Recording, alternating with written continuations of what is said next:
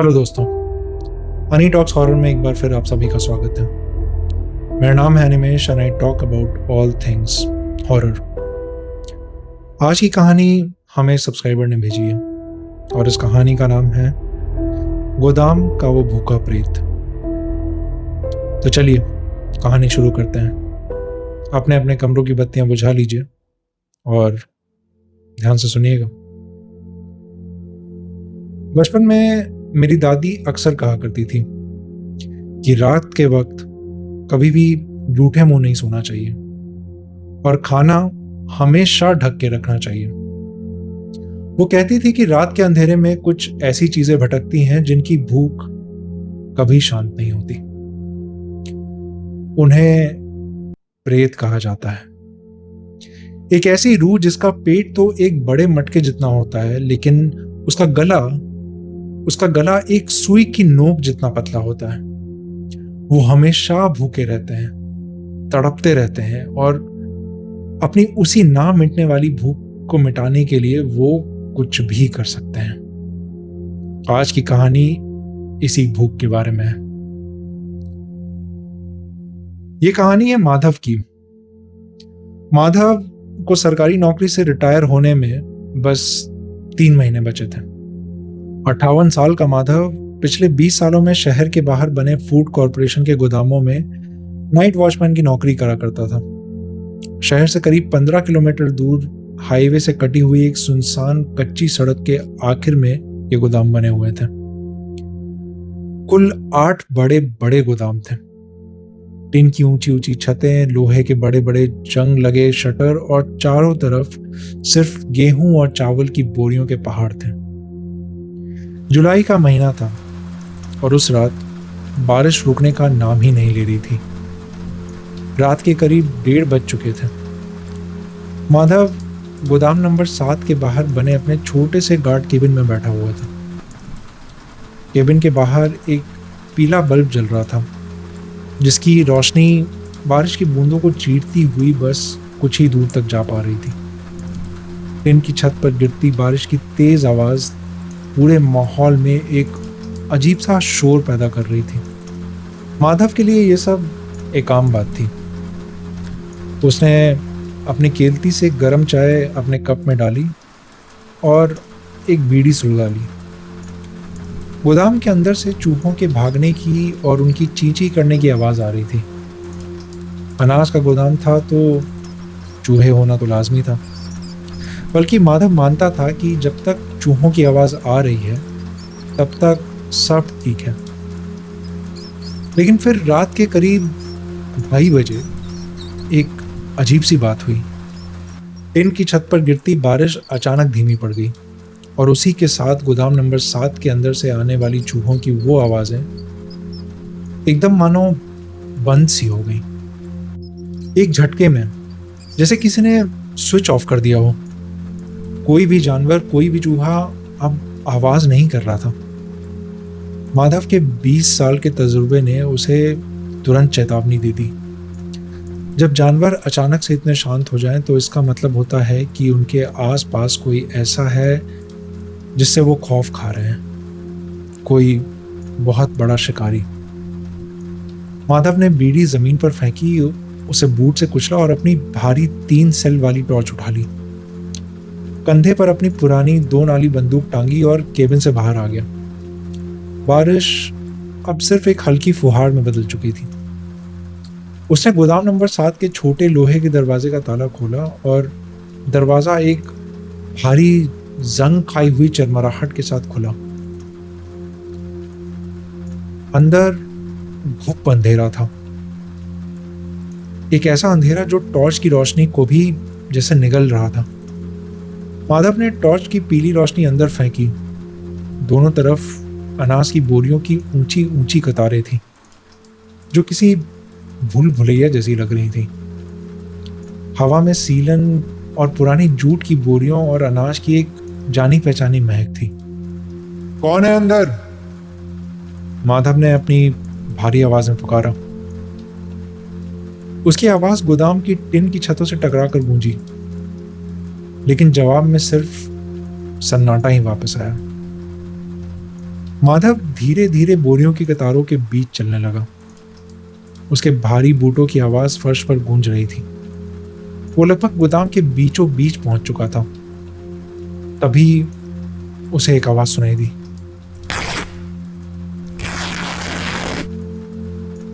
ये आवाज ऐसी थी जैसे कोई जूट की बोरी को फाड़ रहा हो। माधव के कदम वहीं रुक गए। उसने अपनी टॉर्च की रोशनी दाईं तरफ की कतार पर मारी। वहां जो उसने देखा, वो देख के उसकी परेशानी और बढ़ गई। चावल की एक बोरी बीचों बीच फटी हुई थी, लेकिन हैरानी की बात यह थी कि उसमें से एक भी चावल का दाना नीचे फर्श पर नहीं गिरा था। ऐसा लग रहा था जैसे किसी ने बोरी के अंदर मुंह डालकर उसे अंदर ही अंदर पूरी तरह से साफ कर दिया हो। चूहे तो ऐसा नहीं करते हैं। चूहे अनाज बिखेरते हैं। ये शायद कुछ और ही था। तभी माधव की नाक में एक बहुत ही तेज सड़ान भरी बदबू आई। ये बदबू सड़े हुए अनाज की नहीं थी। ये बदबू ऐसी थी कि जैसे किसी गंदे रुके हुए नाले के पानी में कोई जानवर कई दिनों से मरकर सड़ रहा हो। बदबू इतनी तेज थी कि माधव को अपनी नाक पर रुमाल रखना पड़ा। और फिर अंधेरे में बहुत दूर से बोरियों की आखिरी कतार के पीछे से एक आवाज आई।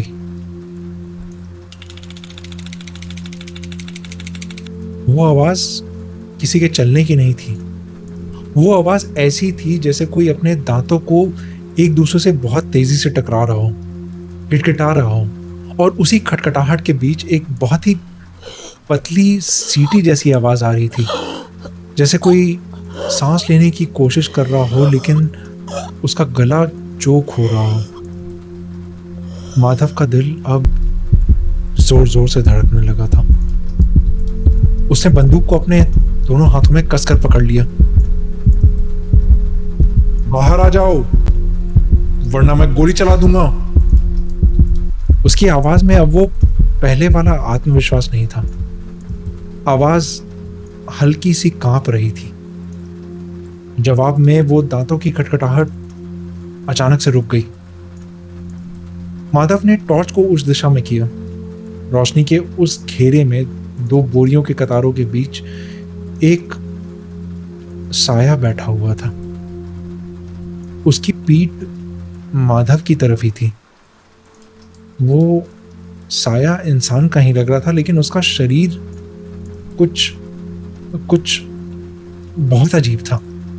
उसकी रीढ़ की हड्डी उसकी पीठ की खाल फाड़ कर बाहर झांक रही थी।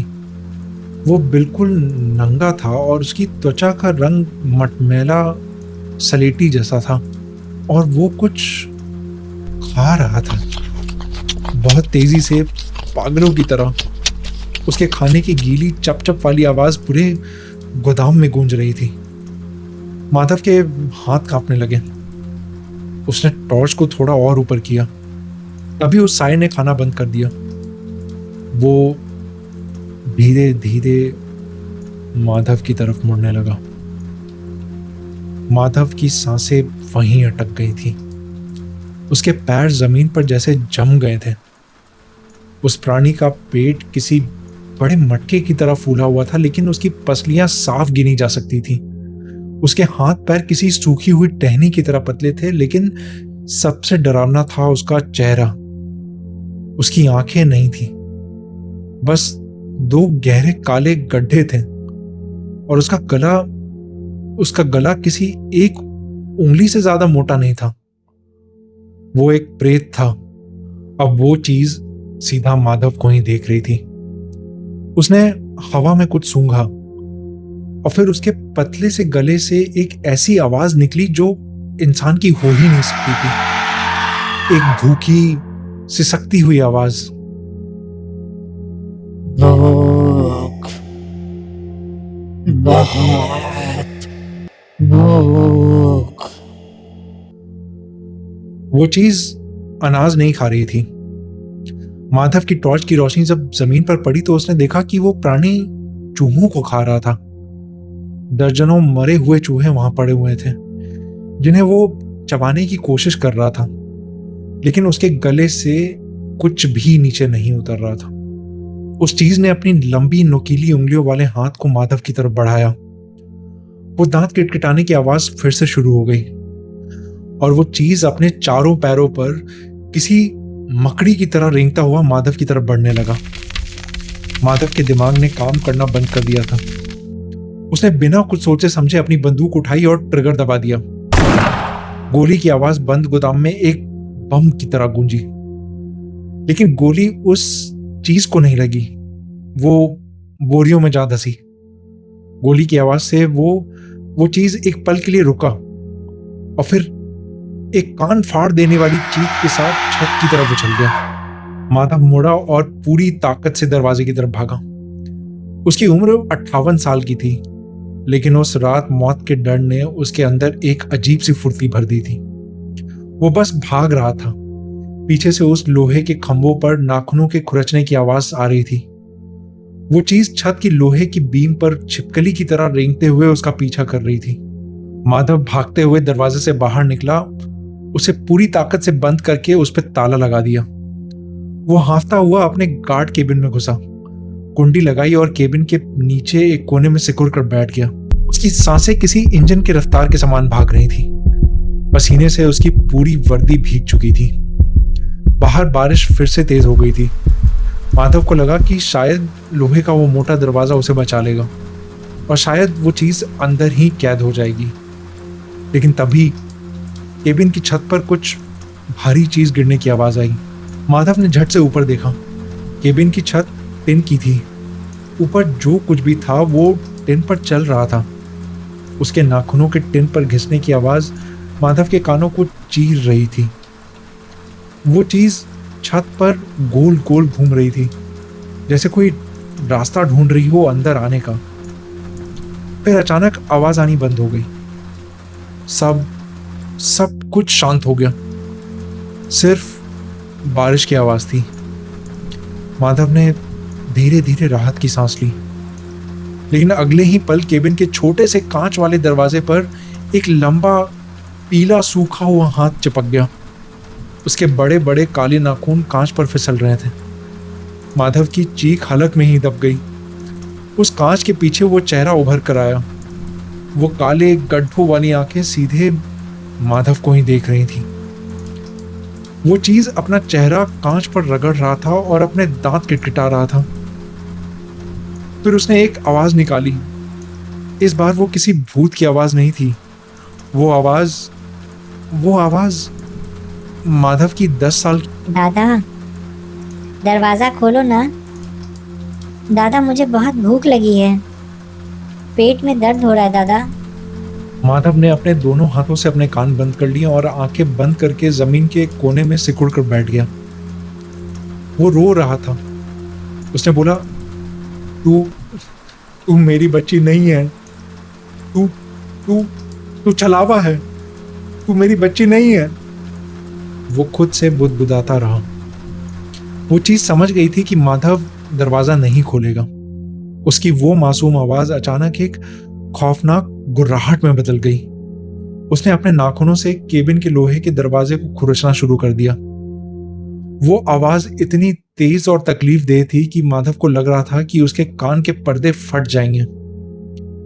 पूरी रात वो चीज दरवाजे को खुरचती रही, दांत किटकिटाती रही और बीच बीच में माधव के मरे हुए रिश्तेदारों की आवाज में उसे पुकारती रही। कभी उसकी माँ की आवाज में, कभी उसके गुजरे हुए भाई की आवाज में, बस एक ही शब्द, भूख भूख, बाहर आ जा। माधव ने रात भर हनुमान चालीसा का पाठ किया। उसने अपनी आंखें नहीं खोली। आखिरकार जब सुबह के 5 बजे, जब आसमान में हल्की सी नीली रोशनी फैलने लगी और दूर किसी मंदिर की आरती की आवाज आई, तब वो खुरचने की आवाज धीरे धीरे बंद हो गई। माधव 7 बजे तक उसी कोने में बैठा रहा, जब तक कि सुबह की शिफ्ट वाला गार्ड उसे ड्यूटी से रिलीज करने नहीं आया। जब बाहर से किसी ने दरवाजा खटखटाया तो माधव ने बहुत सावधानी से कुंडी खोली। बाहर धूप निकल आई थी। दिन के उजाले में सब कुछ सामान्य लग रहा था, लेकिन जब माधव ने अपनी केबिन के लोहे के दरवाजे को देखा तो उसके पैरों तले जमीन खिसक गई। वो मोटा लोहे का दरवाजा बाहर से अनगिनत खरोचों से भरा हुआ था। ऐसा लग रहा था जैसे किसी ने धारदार छुरे से उस पर रात भर वार किया हो। माधव उस दिन के बाद कभी उस गोदाम में वापस नहीं गया। उसने अपने पेंशन की परवाह किए बिना उसी दिन नौकरी छोड़ दी। बाद में जब एफसीआई के सुपरवाइजर ने गोदाम नंबर 7 का मुआयना किया तो उसने इस बात को एक पागल बुढ़े की कहानी समझकर टाल दिया। लेकिन 2 दिन बाद सफाई कर्मचारियों ने बताया कि गोदाम नंबर 7 के अंदर एक अजीब सी चीज मिली है। गोदाम के अंदर एक भी जिंदा चूहे नहीं थे। वहां सैकड़ों चूहे के ढांचे पड़े थे जो पूरी तरह से सूखे हुए थे, जैसे किसी ने उनके शरीर से खून का आखिरी कतरा तक चूस लिया हो। और सबसे खौफनाक बात, उस टीन की छत के लोहे के बीम पर किसी के उल्टे लटकने के निशान थे। तो दोस्तों, ये थी आज की कहानी। जो चीज भूख से मरती है उसकी भूख कभी खत्म नहीं होती। वो बस अंधेरे में इंतजार करती है किसी ऐसे इंसान का, किसी ऐसे व्यक्ति का जो गलती से उसके इलाके में कदम रख दे। आपको ये कहानी कैसी लगी मुझे कमेंट करके जरूर बताइएगा। और हाँ, आज रात सोने से पहले ये जरूर चेक कर लीजिएगा कि आपके कमरे का दरवाजा ठीक से बंद है या नहीं। कहानी पसंद आई हो तो लाइक कीजिए और चैनल को सब्सक्राइब कीजिए। कहानी पसंद आई हो तो वीडियो को लाइक करें और चैनल को सब्सक्राइब करना ना भूलें। मिलते हैं अगले एपिसोड में। तब तक के लिए गुड नाइट।